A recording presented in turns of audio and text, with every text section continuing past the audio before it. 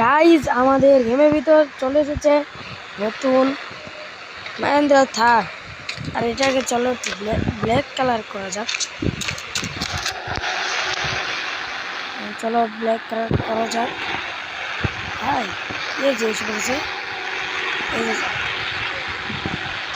Guys তোমরা কীভাবে নিবে তার নাম এটা তোমাদেরকে দেখিয়ে দিচ্ছি।